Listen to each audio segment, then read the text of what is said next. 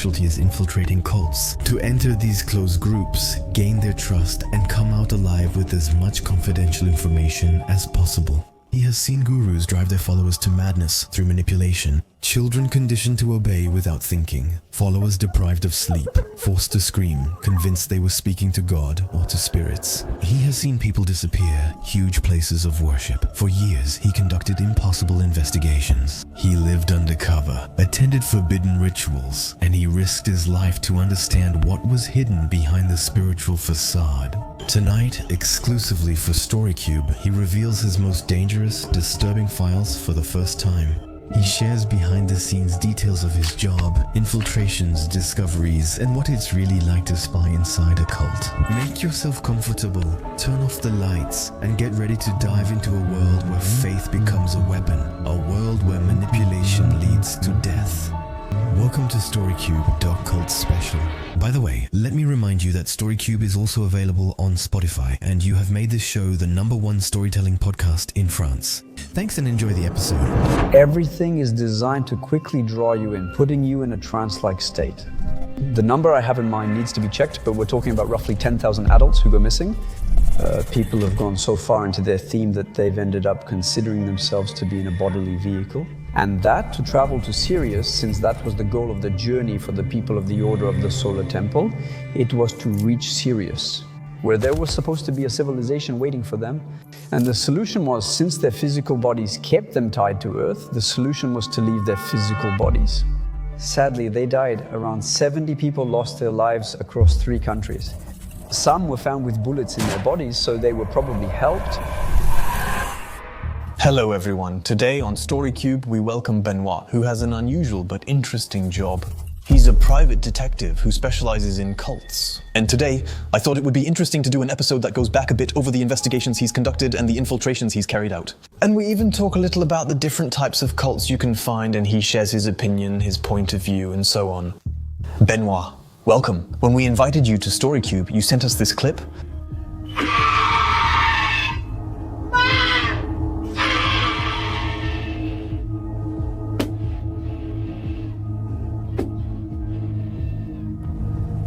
We hear screams like this. You infiltrated the cult. How did you record it and what is it? That's typically this is starting off strong. It's not always this intense in every therapeutic or cult-like group I infiltrate, but it's something you always have to keep in mind.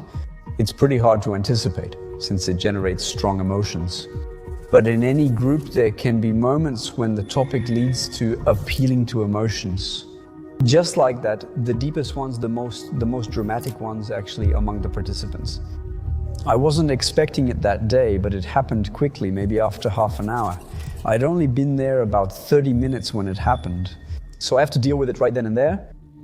I can't show too much emotion because I'm undercover, so obviously I'm participating in what's happening while staying undercover. So it's all a role-playing game, but in real life. It mentions 10 years infiltrating cults. So what's your actual job? Is that your background? How did you get into this? I didn't infiltrate, for 10 years straight, of course, but actually the point is that for the past 10 years I've been doing cult infiltrations. My job actually is to be a private detective above all, so it's a job that leads us to investigate quite a lot of different topics. My specialty is this, thanks to working with a psychologist who helps me prepare for acts of manipulation. For the past 10 years I've infiltrated various groups, both small and large. The topics are very diverse. We can be dealing with health topics or philosophy and sometimes pure spirituality.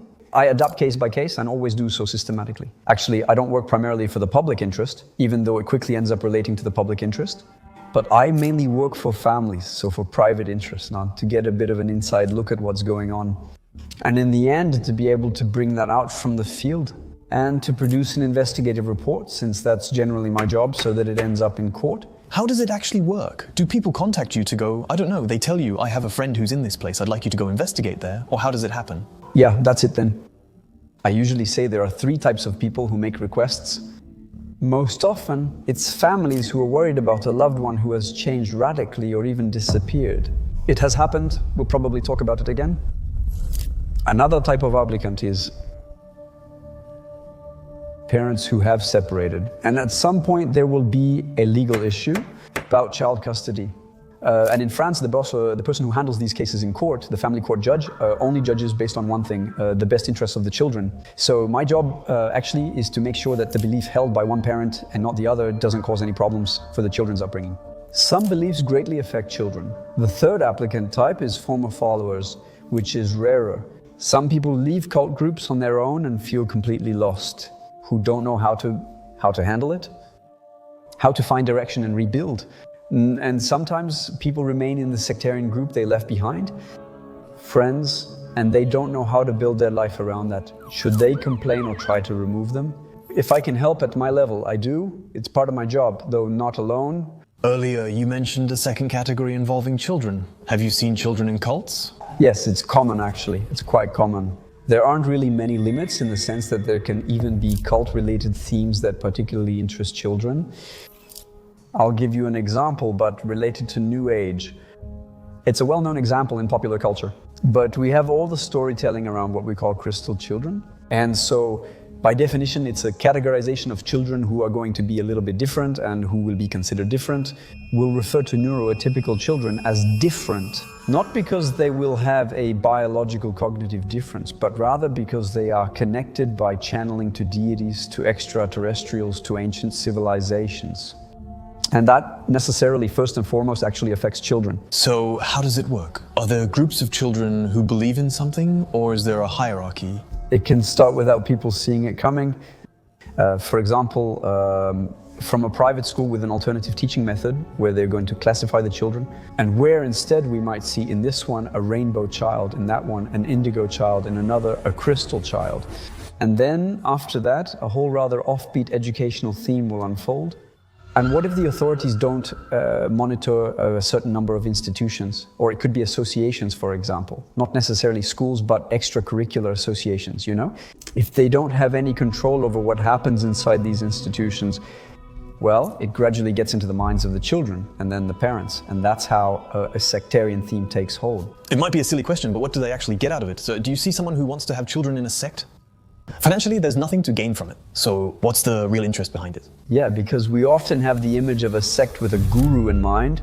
And the guru, we always imagine him as someone very evil, who wants to make money, who wants followers, who wants to have power. That does exist, I'm not denying it. There are some out there. In reality, out there in the field.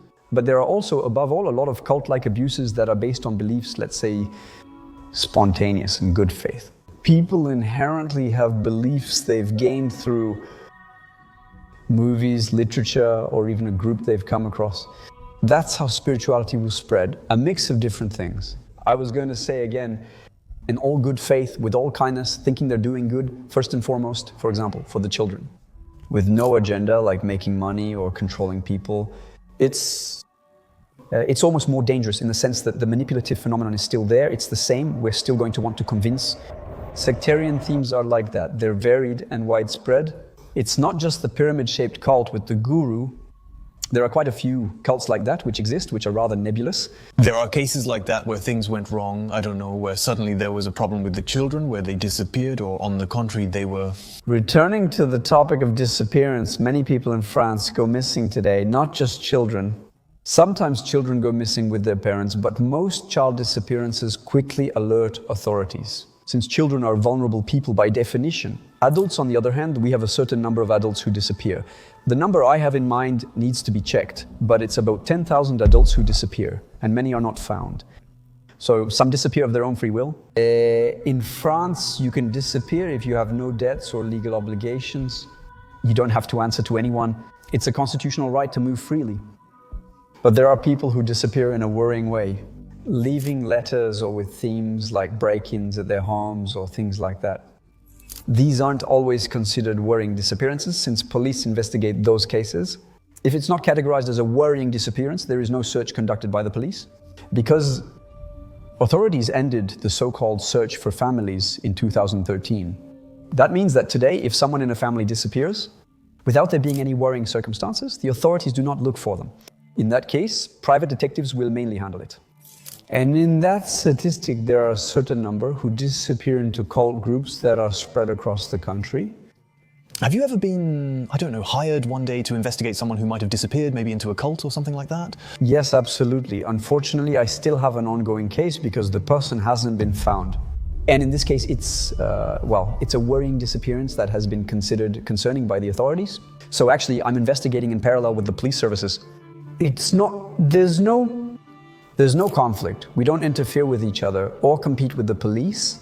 We're generally complementary, and here I'm even more complementary with them because, in general, the police and the gendarmerie don't investigate sectarian topics much because few are well trained or available.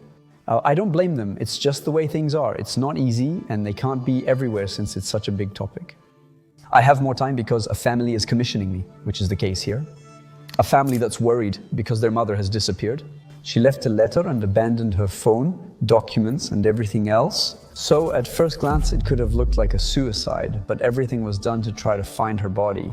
And there were search parties. The dogs went through the area. Nothing was found in terms of traces of violence or her body exactly, just to attest to this. When you say she left a letter, was there something on the letter, or, I mean, is it... Yeah, clearly. On her letter. That's why it could look like a suicide, because in her letter, she clearly says goodbye to her children. Okay. So there's no end-of-life theme. There's really no theme of saying goodbye. There's just a theme of, I'm leaving and I won't come back. That's mainly what we have with the letter, so we might first think of suicide. And in the end, well, there you go. Everything possible was done to try to confirm that thesis, which still hasn't been confirmed to this day. The police began investigating possible outside involvement, and I'm still conducting my own investigation in parallel, even today, to find out if in his environment there could have been any cult-like elements that might suggest that if she disappeared, maybe it's not. Maybe she didn't do it alone. Or in any case, maybe it was triggered by manipulation that pushed her to leave, to go somewhere else, to do something else. What do you look for in a place like this? Or in this case? In this case, actually, I did the whole anamnesis, meaning her entire history. I basically went back through her social media to see what might have happened in her life so that she ended up entering a field of extreme beliefs. Because in the end, I'm giving a bit of a spoiler here, but that's what happened. But actually, everything started during the COVID period. But really, there were a lot of investigations that started during the COVID period. COVID was a really disruptive time for a lot of people. Cult-like and therapeutic abuses didn't suddenly increase then, since many already existed. In 2013, the Senate began a parliamentary inquiry reporting widespread cult-like abuses in health. That was true even before COVID. But the COVID period pushed people into a much deeper form of radicalization than before, with themes around the idea that there were things in the vaccines and so on. I'm not questioning people's beliefs. Everyone is free to believe what they want. But at some point, when we discuss more extreme beliefs, we're often going to meet people who can take advantage of that, because it's much easier to manipulate someone who's afraid of conspiracies, who's afraid of vaccines, who's afraid of a number of things, of illness, who's afraid of dying, basically than people who are more at ease with their beliefs. So at that moment, during COVID, that's really what happened. Many existing beliefs became more radical, especially in my case with the woman who disappeared. Falls into that theme. During COVID, she really lost it. In fact, she already had some beliefs, a bit conspiratorial, but kind of common, I would say. Not necessarily very strong. What are some common conspiracy theories? Possible encounters. Elites have some control and we're unsure about vaccine contents. So it's more fear of the vaccine than believing it controls us. Maybe a bit of a spiritual background. We don't really know where we come from and so on. Actually, they're more like harmless beliefs. During the COVID period, she met some people who told her, yes, vaccines are dangerous and here's why.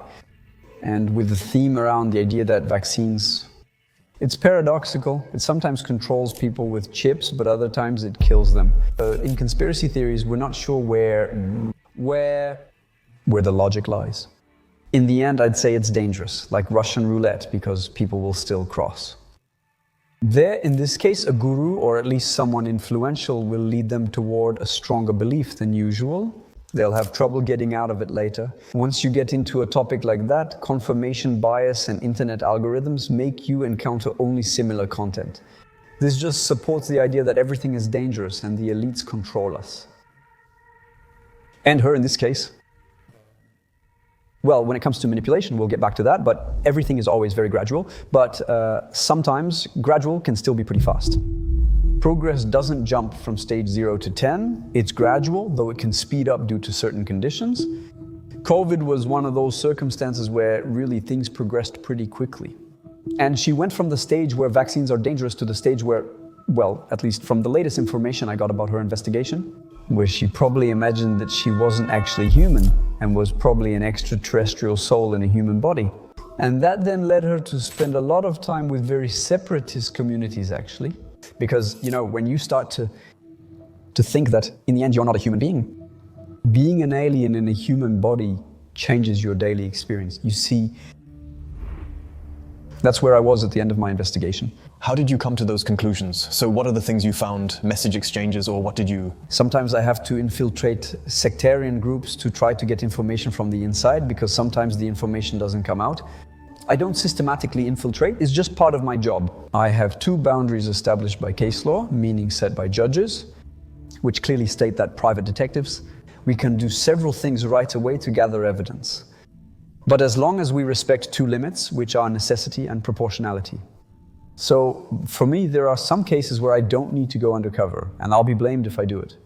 I don't do it regularly, maybe once in 5 times, and only if I have nothing else going on.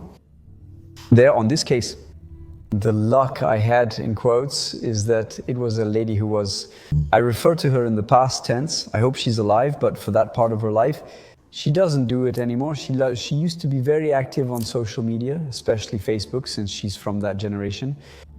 Facebook groups that influenced real life. So she left a lot of traces on social media, also a lot on Telegram. So I spend a lot of time on Telegram, necessarily because things are a bit more hidden on Telegram. I think there's less moderation on that platform. Yeah, there's actually none at all, I think. So Telegram is really, you don't go directly to Telegram, you first go on more traditional social networks, and then you get led to Telegram. To speak a bit more freely, exactly. And also to organize more easily on the ground with meeting topics, we set dates and all that.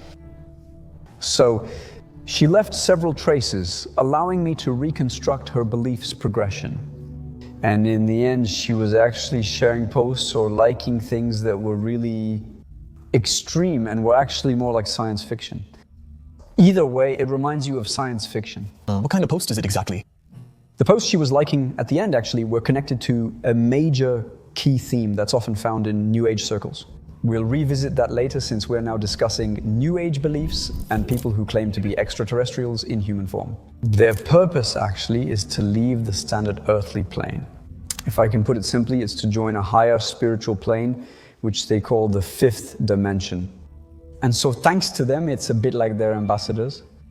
They want to lead all humanity to the 5th dimension, so humanity can surpass its basic materialism, actually, its primary needs to consume and all that, in order to reach a spiritual plane together. Actually, in the end, she rereads, well, she liked and she shared this kind of post. So she actually had the desire to join these ambassadors herself, actually, to uplift all of humanity. So do you see what kind of mindset she was in? That's what I'm explaining to the family. Because they said, Papa, but how could she disappear and leave behind a whole family, children? These children are actually adults, you know, who have their own lives and all that. But still, you see, for a mother to leave her whole family, it's extreme. So you tell yourself there are 2 possibilities. It's either she was killed, kidnapped, or maybe committed suicide. It's hard to tell yourself she might still be alive. But she still isolated herself from her family. But you need to see things from her perspective. And imagine that if she really followed that path, she's actually not a mom anymore. She is a superior extraterrestrial soul in a human body, here to elevate humanity. So of course, she and her family, it's already a much more important mission. It's become insignificant compared to that. And its purpose is to save humanity.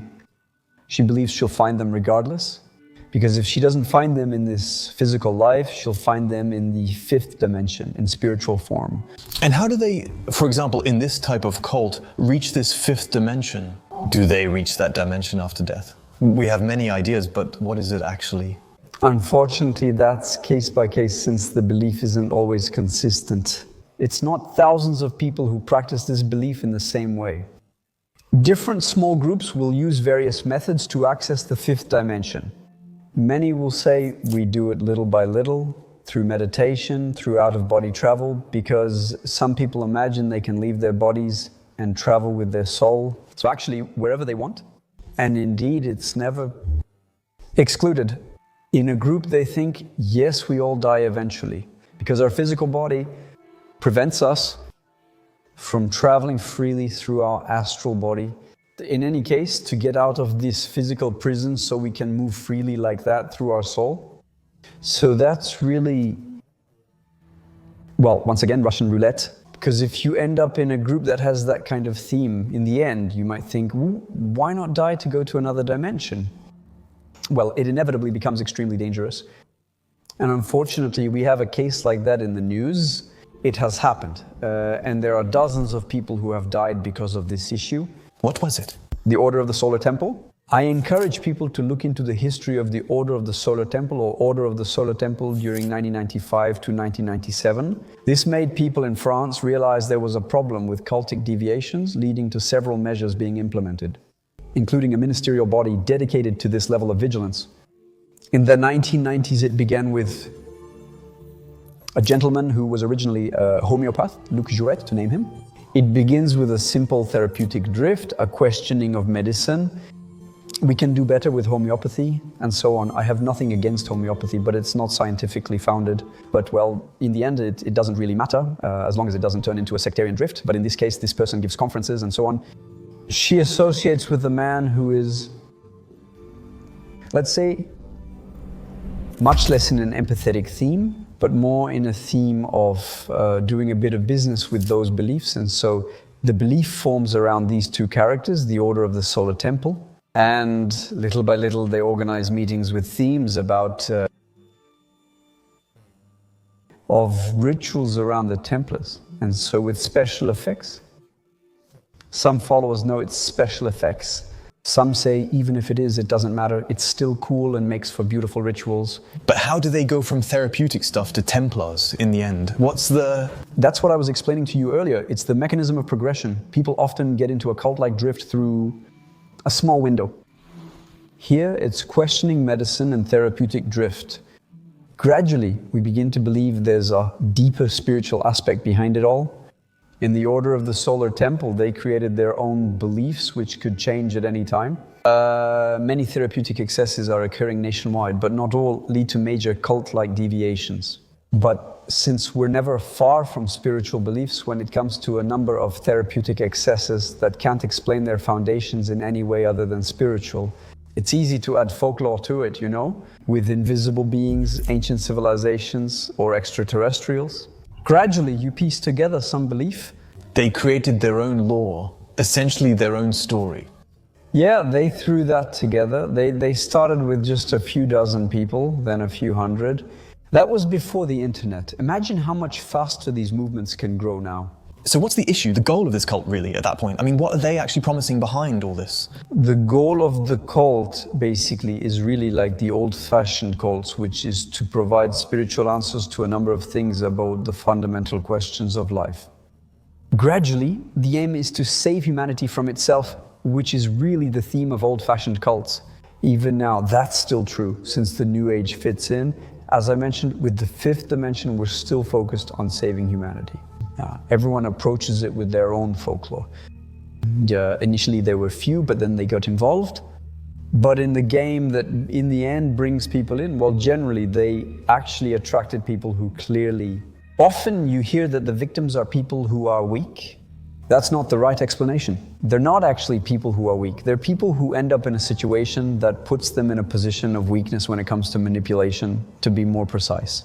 For example, people experiencing therapeutic wandering have an illness that doesn't respond well to medication.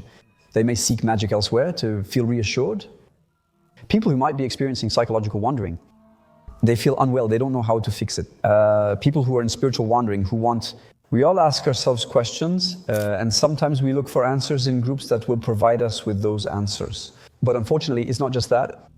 The Order of the Solar Temple usually attracts spiritually lost people seeking answers to fundamental questions. What are some basic questions people ask themselves? Questions about spirituality and life. Basic questions often found in religions.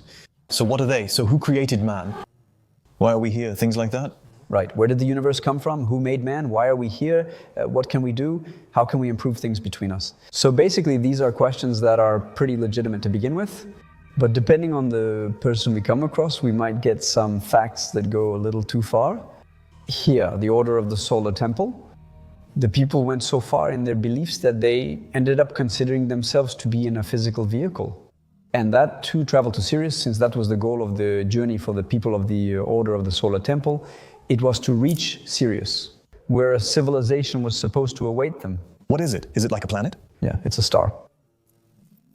In astronomy, it's either the closest or brightest star, I can't recall, but it's a well-known star. I'm not sure why this one over another, but at least it served as a compass or lifeline for people.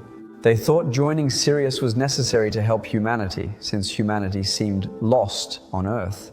And the solution was, since their physical bodies kept them tied to Earth, the solution was to leave their physical bodies. So they died, sadly. 70 people still died across France, Switzerland, and Quebec. Most of them apparently committed suicide, but some were found with bullets in their bodies, so they were probably helped. There you go. It's tragic, but it's unfortunately explainable on a psychological level, and it could very well happen again.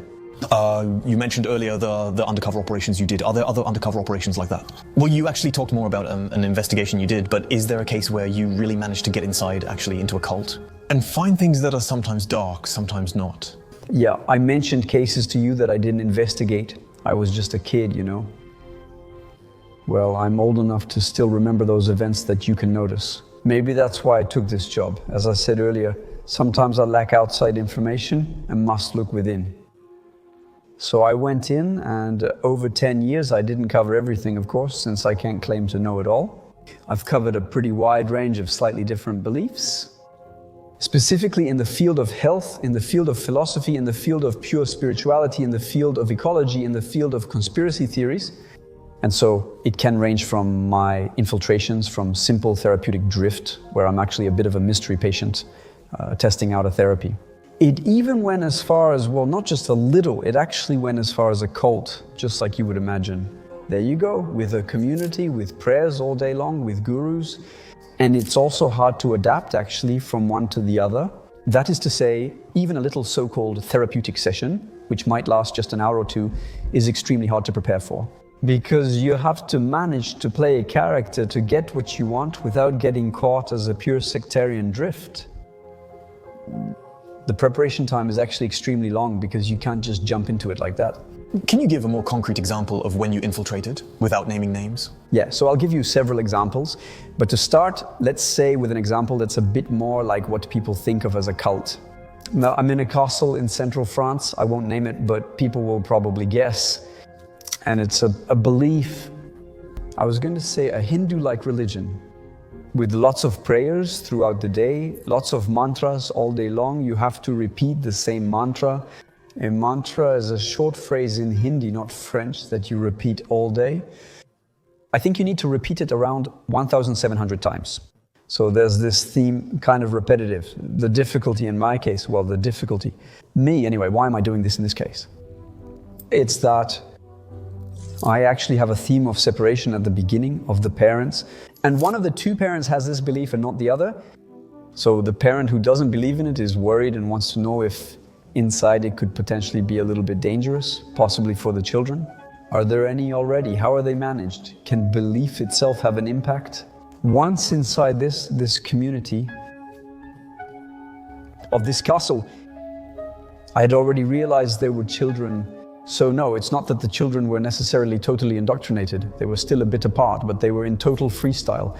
That is to say, I was really able to see let me step back and walk through my day step by step. It might make things clearer. My day begins. You have a prayer theme at 4:30 in the morning. Why so early in the morning? Simply because, well, they probably explain it spiritually for one reason or another, because the morning is important. But mainly in the morning, you're not really at your best to resist a certain number of manipulation tactics.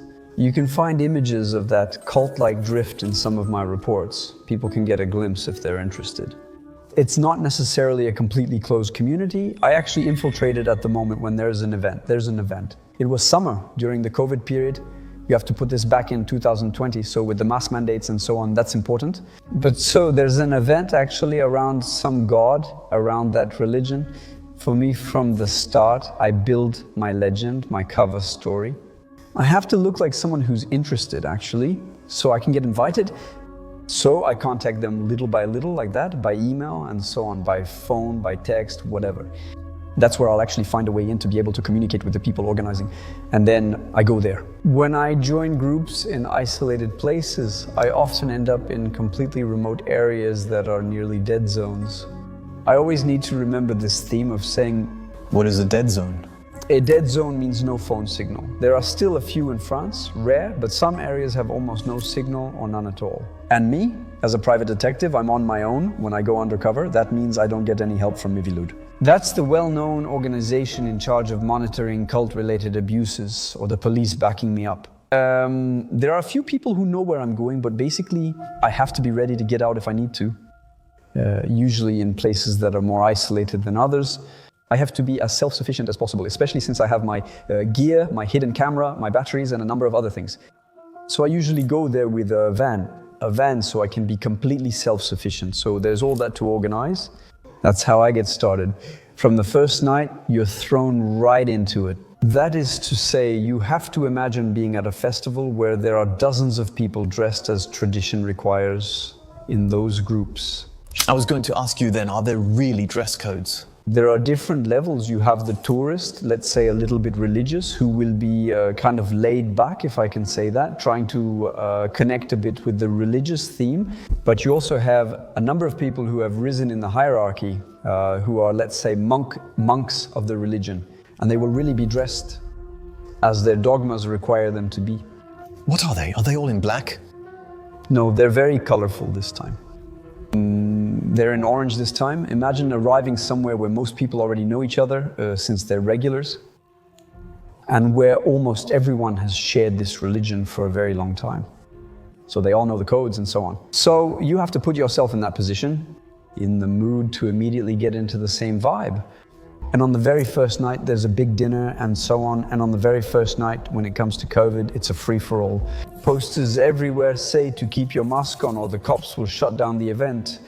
Is during COVID with strict rules and usually a limit on attendees. Anyway, we had a meal outside where health rules weren't followed. Honestly, I don't know if a cluster happened later. I'm not going to say it and I'm not going to accuse them. If a cluster was going to form, it would have happened then, since we all ate together. We each had our own bowl, but we all washed them together. Anyway, it was really, really freestyle. And the evening goes on. How does the meal work? Do you all sit together at a big table? It was a big banquet prepared by the community over there. Yeah, the small... So yes, I'll go further into the details of that day, is that they make their own food. Well, and when I'm undercover, I try to gather as much information as possible. What I'm looking for example, over there, it's because in court, you sometimes have to focus on details. Remember, I'm dealing with a family court judge in this case. So knowing if the children who might go there, since that's the case, the lady I'm investigating sometimes takes her children there. Are the children in legal conditions? What, actually? So I try to catch every detail. And I'm mainly interested in the sanitary conditions, as they can be risky at first during infiltrations. It's that you have to manage to appeal to sympathy and empathy, to connect more with people, and to have a bit of a role to play, actually. Not just be like a simple spectator, because we'll miss details. It turns out I managed to do it, though I'm not sure how. It just happens, usually around a ritual. I'm talking with a guy, I don't know who he is, and he's an Indian-looking gentleman, but he speaks French very well in return. And actually, it turns out that he's the manager of the place. But I have no idea about that at the time. At one point, he asks me to help, so I do. Then he leaves to get some food and vegetables in a truck that just arrived, and I go with him into the kitchen. I'm disgusted. And that, by the way, that lets me share an anecdote. At that moment, I realized my hidden camera failed completely. I have something I dread during undercover work, often one-shots, when my equipment fails. It must be like when your equipment fails and you get frustrated here. Well, I can't do it again. And that day, that's what happened. So I only had the tape recorder working, so at least I have an audio recording. So why am I saying this? At that time, the sanitary conditions were disastrous, and I couldn't write it down on my... I noted it in my report about my hidden camera, and that's all. What exactly do you mean by catastrophic? Well, I mean, I go into the kitchen with him. So in the kitchen, obviously, it's not up to code at all. The people working there are all just volunteers. So regarding COVID, nothing is being followed. Of course, no masks, no hand sanitizer, none of the things we used back then. Most importantly, there's roughly this much water in the kitchen. That much water with things actually floating in it. I don't know what it is. And we're actually barefoot in the kitchen, walking like this in water. And he explains to me that it's not a big deal. Well, he thinks it's not a big deal. It's in the kitchen. He imagined the kitchen with a layer of water, making the bottom hard to see. The water is brown at the bottom. And so those are the conditions in the kitchen. Our food is prepared for everyone, so that's what we eat later in the evening. So for me, these are already some details that I'm going to take note of. The sanitary conditions. Seeing how strict restaurant sanitary conditions are can be a bit alarming. That it's allowed, allowed on the field for dozens of people, including kids. After that, we continue the evening and eat together. I came back from there, I felt a bit sick, but that's common for me after injections. Because there are often things to eat that aren't necessarily well preserved, and especially because the evening just drags on and on and on. And I finally learned that the prayer time, I hadn't really understood yet exactly how it worked about these festivities. And they tell me that the first prayer is at 4:30 in the morning. It's complicated because I only sleep an hour. And why am I telling you this? It's because you have to imagine that when you're undercover, you need some cognitive resilience. Because you face things I know well in psychology, which are cognitive biases. Freely consented submission techniques are manipulation techniques or submission to authority. I urge people to explore the Milgram experiment, for example. This psychosocial experiment demonstrates how much submission to authority can go very, very far. What does submission to authority mean, briefly? Briefly, the Milgram experiment shows you that people don't necessarily act according to their values. That is to say, your primary value in general. All of us is that we don't want to kill people. We don't want to hurt them. Most people are normally constituted. A few people like to hurt others, but most don't. And Stanley Milgram is a social psychologist from the 60s of Jewish origin. He's interested in what happened during World War I. Why did the Nazis act that way? And it was during the Eichmann trial that a high-ranking SS general who was tried in Israel was executed. At that time, there were many debates, and he wanted to measure submission to authority. He set up an experiment to measure how much people submit to an authority he considers legitimate. He surveyed psychologists, psychiatrists, and others at the time and said, regarding this protocol that I'm going to tell you about, how many people do you think will go all the way to the end? Well, the guys say, come on, 1% or 2%, the crazy ones, right? The protocol is actually this one. I'll explain it to you in a few words. You have 3 people, 2 accomplices, 1 accomplice, a fake scientist who is the one managing the experiment who welcomes people, and 2 volunteer candidates. There's a small newspaper ad recruiting people for a memory experiment. That's how it's shown. You won't make money, just get expenses reimbursed. It's a science experiment. People arrived, etc. in the 1960s, and you have a drawing that's fake. And this drawing, in fact, always assigns the role of the person who will ask the questions to the one who doesn't know what's going on, who is the volunteer. The actor, he is always chosen by drawing lots to be the one who will answer the questions. And so then you have the setup of the experiment, the one who will ask the questions, so the real subject. He has a machine in front of him with a series of buttons from 0 to... I only recall from 0 to 30. To be checked, it doesn't matter. And the person who will answer the questions, so the actor actually, but who plays the role of someone who was randomly selected and who is also coming to do the experiment, he enters the next room and sits on an electric chair. And they put electrodes on him and so on. They say to the person about to ask, you shock him every time he makes a mistake. The electric shocks range from 15 to 450 volts. So the person truly believes the one answering questions, which he doesn't realize is an actor, will receive really receives electric shocks. They have him test the machine. He gets a small shock, so he thinks it's real. Obviously, the guy doesn't receive any electric shock. It's an experiment, and they presented it to him as an experiment on memory, specifically on negative reinforcement. Do we remember things better if we're punished, like animals, punished or rewarded? The guy sits down, thinks it's weird, but still goes along with it.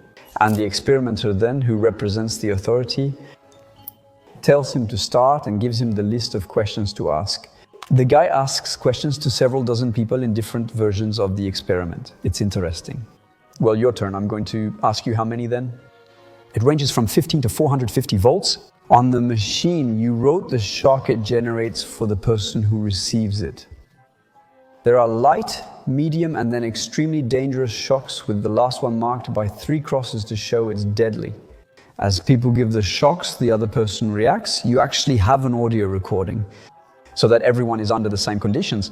It's not the actor screaming, it's a recording. This ensures all participants react the same. So initially you hear ouch and ow. At about 150 volts, the guy says, that's it, it's not funny, I'm stopping. He mentions a heart condition and says it hurts too much. He gets it wrong almost every time. The man keeps shocking him, and at around 300 volts, he stops responding. He said something like, I won't answer anymore. So at first you can still hear him scream a little, and at some point you don't hear anything anymore. So then the guy who he delivers the shocks and asks the questions but doesn't know, you feel the discomfort, right? Well, he goes along with it, and this guy, these participants are asking the questions. And so, according to you, compared to what they are doing, given the context, how many people do you think have been up to 450 volts at the experiment's end? Well, it's tough. Now that you're asking me, I think there are a lot. But in principle, I would have said, I don't know, 5%, something like that, 5, 6. Which would already be a lot. What, actually? Because potentially you have to imagine that actually in the protocol, they had the right to tell the authority, the scientists, several times, I'd like to stop. And the authority, they had a few questions at their disposal to encourage people to continue. 3 times, nothing. They're not being forced. There's no profit or ideology driving them. You see it for what it is. The authority just says, you're committed, please continue. And at some point it says, don't worry. We assume full responsibility regardless of the outcome. Back then, in Milgram's experiment, 65% of people gave the full 450 volts, essentially killing the person. Because in their minds, that's what happened. And you have 100% who have, well, you have 100% who went up to 300 and some volts. So until the guy really took a lot, in situations without coercion or ideology where leaving was possible, we're explaining that now, right? We're explaining that it's in an environment that's favorable to that. Because if there's a little grain of sand in the gears in this machine, people, they leave, right? In some variations, the results collapse. For example, people stop very quickly when they see someone in front of them suffering. But not seeing them suffer really cuts off empathy, you see? The Milgram experiment clearly shows us that under certain conditions.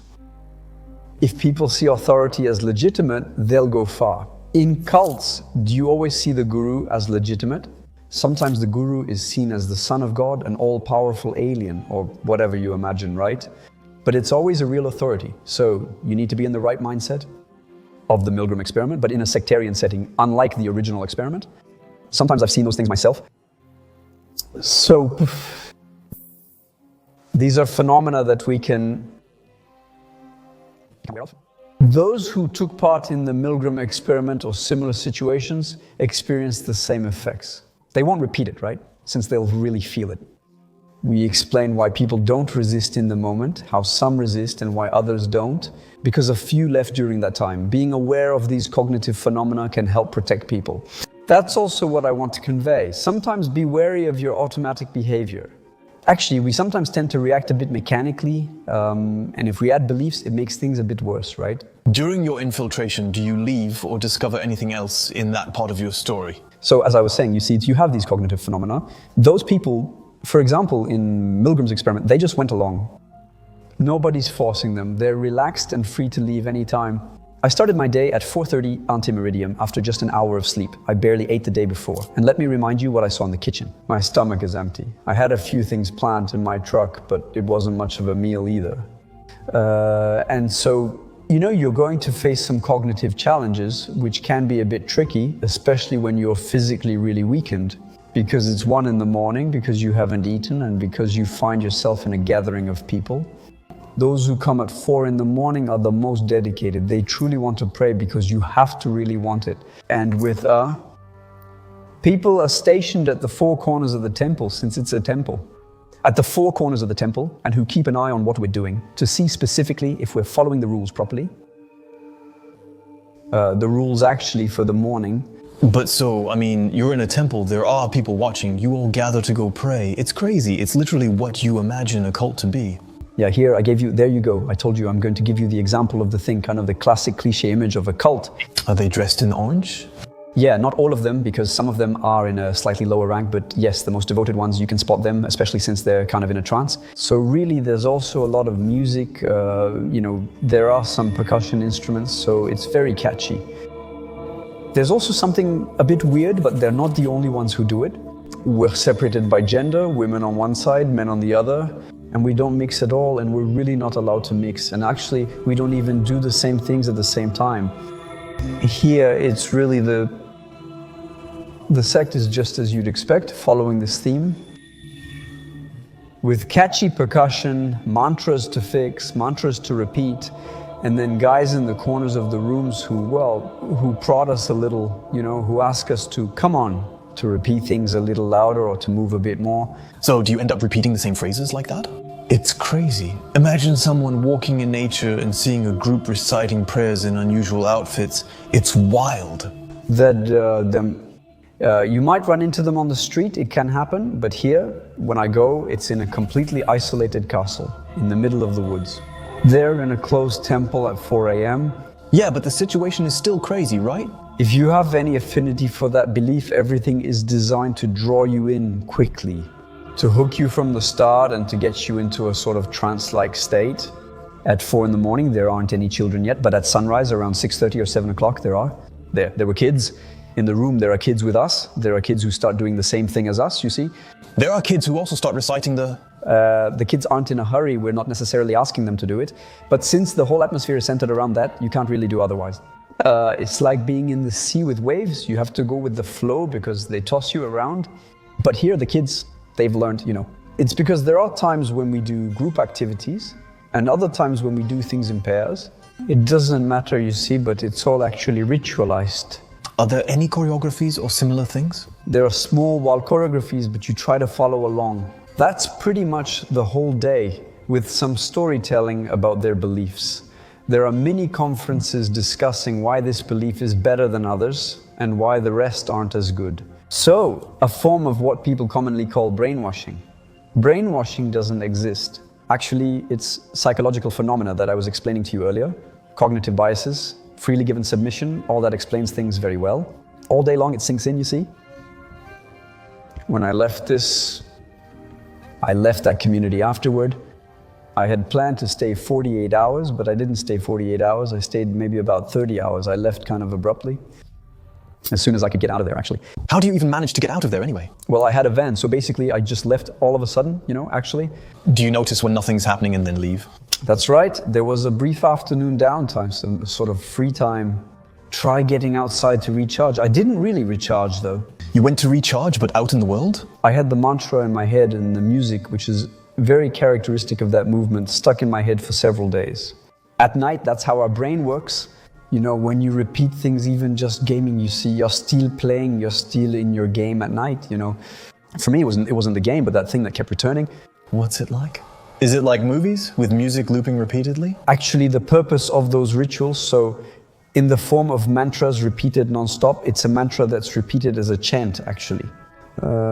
So it's not recited basically like a child's poem at school, but it's sung with different vowels, different harmonics. The goal is to try to reach God through trance. So at some point it puts you in a bit of a trance. Well, once again, when you go there undercover, being a bit prepared for psychological phenomena, you know at what point the trance can catch you. And when you're an undercover detective, it can't catch you. You're not allowed. It's a bit like hypnosis. You're not allowed, you see. You can't allow yourself to let someone hypnotize you because you could get exposed, basically. But hypnosis is a phenomenon that can work if you allow yourself to let it work. So that's not the case for me. But still, trance, when everyone around you is in a trance, well, you end up getting caught up in it a little bit too. And so when I want to check what's happening inside certain groups, I really have to be careful about that so I can pay attention to what's going on. I'm not going for fun, but to gather information. You actually have to juggle between like, okay, I'm a private detective, and at the same time, I have to really play the part. You know, you're always in between the two. Starting from that, what conclusions did you draw after leaving? Do you now see it as dangerous, or what conclusions do you give to the family afterwards, for example? As I explained to you in court, we have to be a bit direct. The conclusions come pretty quickly. In this case, I didn't see anything crazy as such, if you want. Assaults, that kind of thing, fortunately. But my topic was covered in the sense that the sanitary conditions were catastrophic, the buildings were totally dilapidated, and the kids were left to fend for themselves. They did as they pleased, went everywhere, and since it wasn't closed, they'd leave and not be seen again. And above all, where the kids were caught up in this maelstrom, in a kind of trance like that all day long, everyone thought it was normal, you know? And in the end, you have to realize that the kids eventually go back to a regular environment, and little by little, that's going to end up destabilizing them. Because what you shouldn't forget either is the off-the-record part, meaning that while I'm doing these undercover investigations, I also do a lot off the record. That means I talk to people and I try to gather what they share among themselves and what they pass on to the kids. And of course, in that movement, there's a really strange theme about the body, about medicine, about schooling, and there are a lot of things like that being passed on to the kids. And that were obviously completely disconnecting for them compared to their friends. Basically, compared to what a parent is, compared to what nature is. I was looking for those things and I got them. That's not necessarily the infiltration that left the biggest impression on me in terms of images, but it was pretty hard to deal with in the long run. You see, on a mental level, Your story's crazy, honestly. Of course, we'll remind you, but I'll also show you a little teaser of what Benoit is currently working on. I'm putting it on the screen for you now.